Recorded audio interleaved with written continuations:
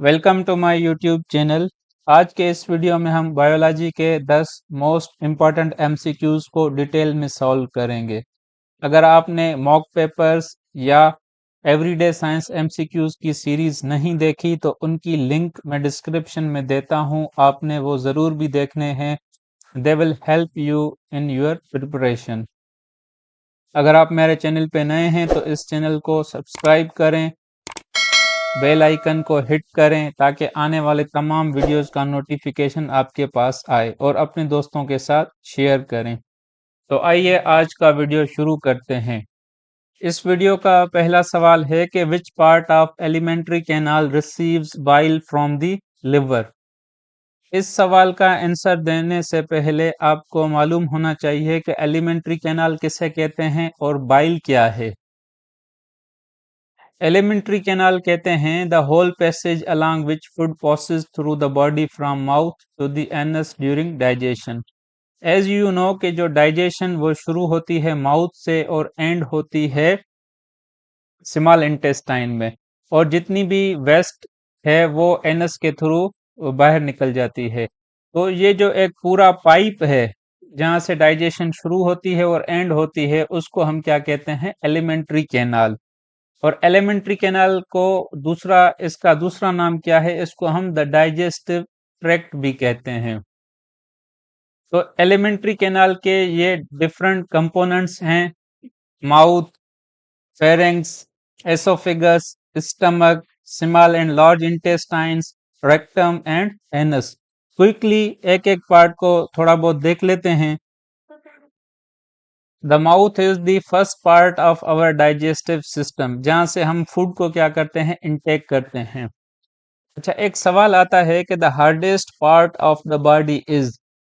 तो ये जो दांतों के इनेमल है, ये जो दांतों की कोटिंग है, it is the hardest part of the body. अब दूसरा है फेरेंक्स। फेरेंक्स को कॉमनली लैंग्वेज हम क्या कहते हैं, थ्रोट। अच्छा, इस थ्रोट के थ्रू फूड और air, it is common passage for both food and air. इस थ्रोट से दो पाइप निकलते हैं, एक को कहते हैं विंड पाइप।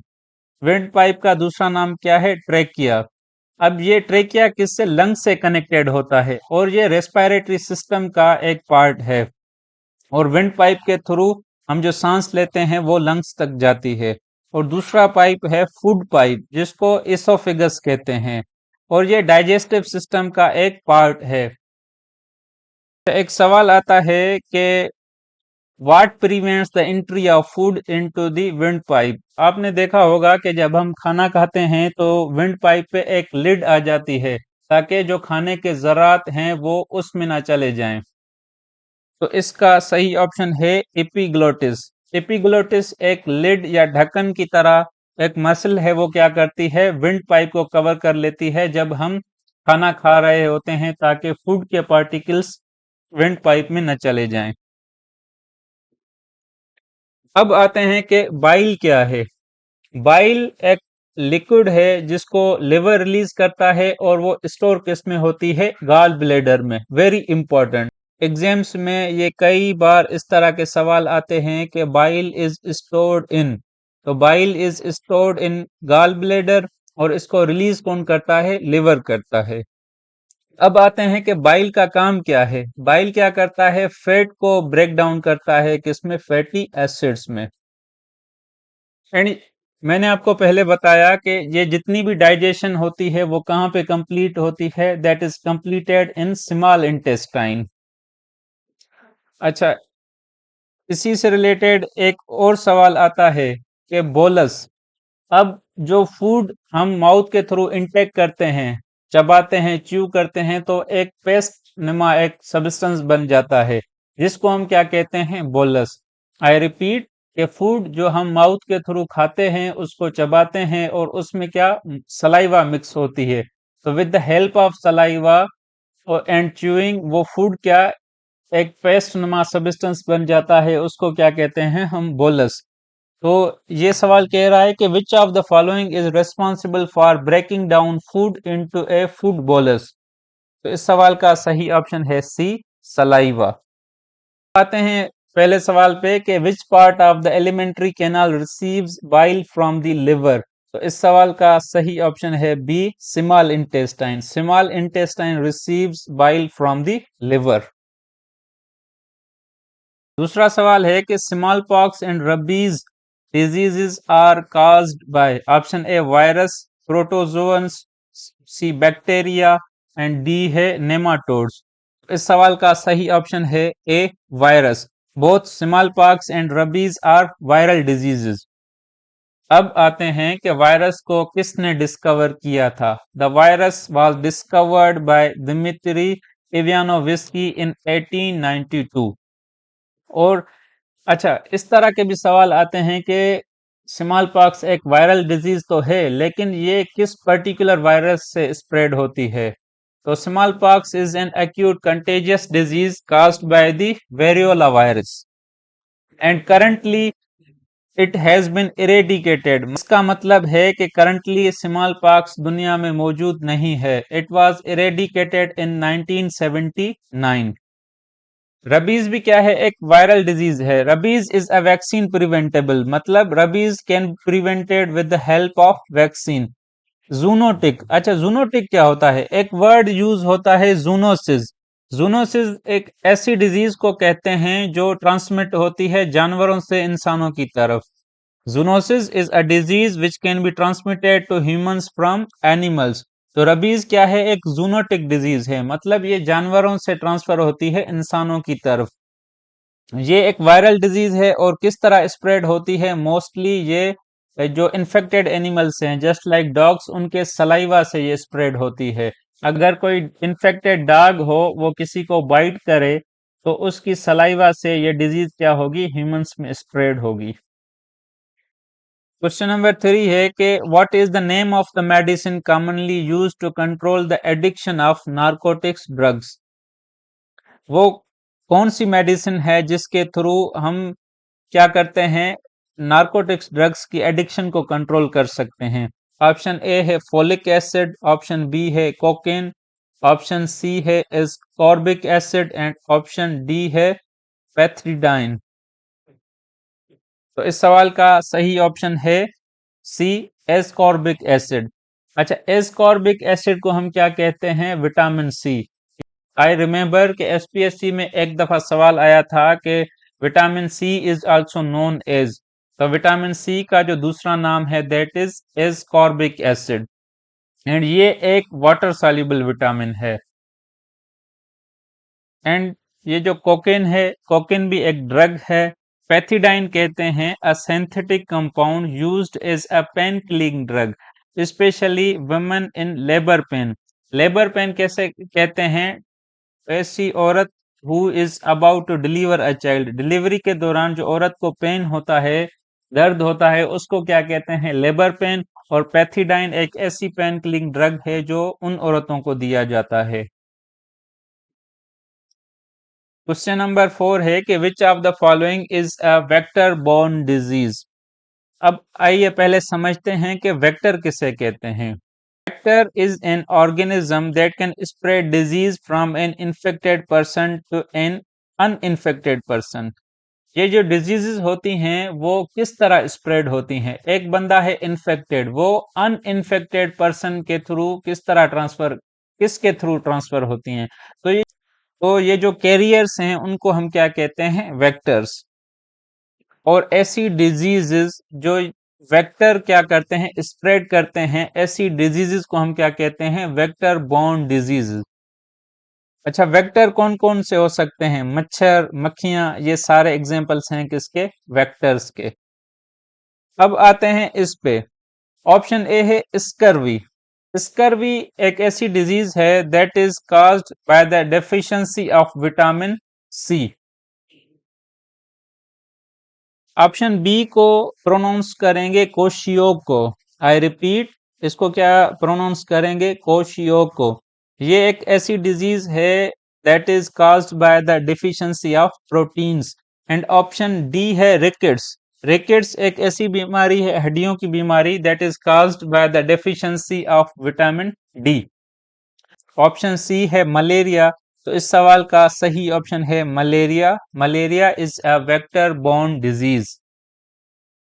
अब आते हैं कि मलेरिया को स्प्रेड कौन करता है। मलेरिया को मॉस्किटोज स्प्रेड करते हैं, सारे मॉस्किटोज नहीं, वो मॉस्किटो जो खुद इन्फेक्टेड होते हैं। और the vector of malaria is the female anopheles mosquito. और मलेरिया का मेन काज क्या है? ये मॉस्किटो तो उसका कैरियर है। मलेरिया का मेन काज है प्रोटोजोअन प्लाज्मोडियम। अगर एक शख्स को ये मलेरिया बीमारी है, उस पे ये जो फीमेल मॉस्किटो है उस बंदे को बाइट करेगी तो वो क्या बन जाएगा? एक वेक्टर बन जाएगा।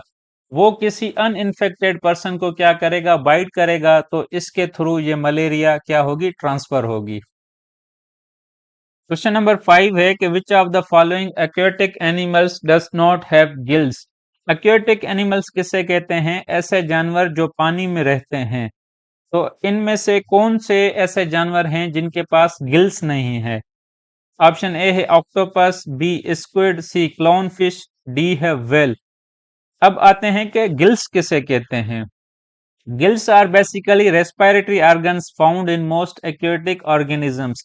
Just like humans have lungs, जिसके थ्रू वो क्या करता है? सांस लेता है। तो गिल्स के थ्रू मोस्ट जो एक्वेटिक पानी के जानवर है वो सांस लेते हैं। एज यू नो कि पानी में क्या होती है? डिजोल्व ऑक्सीजन होती है। तो ये फिशेस जो हैं जैसे ही अपनी गिल्स या माउथ खोलती हैं तो उसमें क्या पानी चला जाता है। तो पानी में क्या जो डिजोल्व ऑक्सीजन होती है उसके थ्रू वो जिस्म में यूज करती हैं और उसी के थ्रू वो कार्बन डाइऑक्साइड क्या करती हैं? एक्सक्रिएट करती हैं।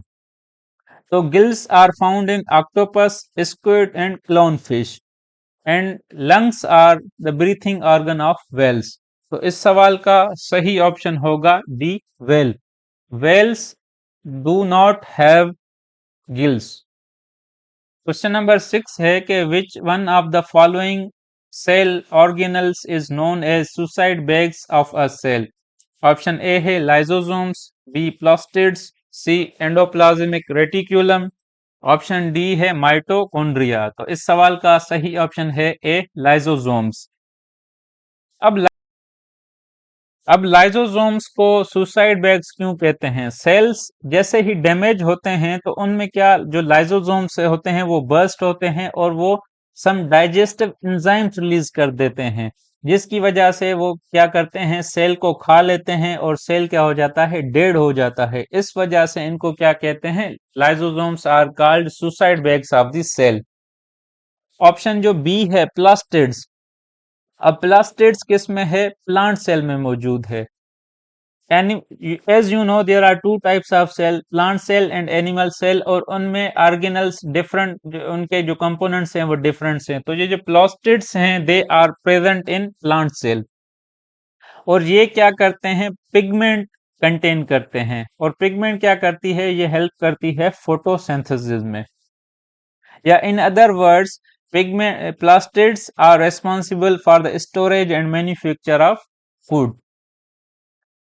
ऑप्शन डी है माइटोकॉन्ड्रिया। वेरी इंपॉर्टेंट सवाल। एक सवाल आता है कि the power house of the cell is, तो उसका सही ऑप्शन होता है mitochondria and they are responsible for ATP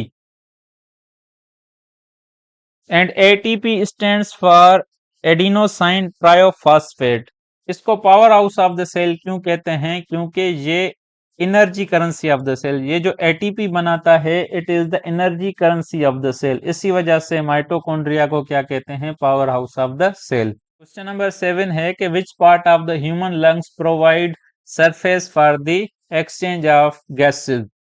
as you know के लंग्स क्या करते हैं? ऑक्सीजन को इनटेक करते हैं और कार्बन डाइऑक्साइड को क्या करते हैं? आउट करते हैं। तो वो कौन सा सरफेस है लंग्स का जहां पे ये गैसियस एक्सचेंज होता है? गैसियस एक्सचेंज का क्या मकसद है? कि ऑक्सीजन इन होती है और कार्बन डाइऑक्साइड आउट होती है। तो इस सवाल का सही ऑप्शन है डी, अलेवुलाय। क्वेश्चन नंबर 8 है कि milk is unique in its nutritive value, it is a poor source of. Milk को समटाइम्स कंप्लीट गिजा भी कहते हैं। It is very rich in nutritive value, लेकिन इसमें एक चीज की कमी होती है, वो कौन सी है? सवाल का सही ऑप्शन है B iron. Milk is a poor source of iron. Milk is rich in both protein and fat. I repeat, milk is poor in iron and rich in both fat and protein. Question number 9 है कि open type blood vascular system is found in. अब एक होता है open type vascular system और एक होता है close type vascular system. Open type और क्लोज टाइप में क्या डिफरेंस है? एज यू नो, जो ह्यूमन का क्या है वो close type blood vascular system है, क्योंकि उसमें वेजल्स हैं, रगें हैं। तो ब्लड है वो फ्लो करता है उन वेजल्स के थ्रू। और ये जो open type blood vascular system है उनमें कोई वेजल्स, ब्लड वेजल्स नहीं होती। उनमें क्या ब्लड कैविटीज के थ्रू फ्लो करता है।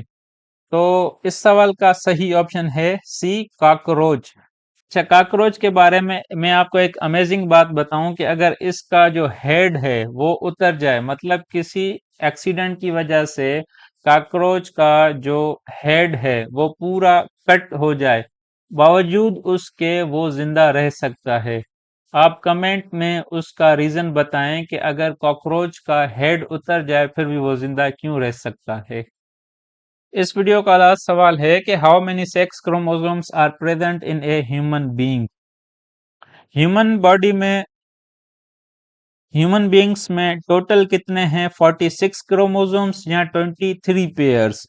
और जो लास्ट पेयर होता है उसको क्या कहते हैं? Sex pair. तो इस सवाल का सही ऑप्शन होगा ए, वन पेयर।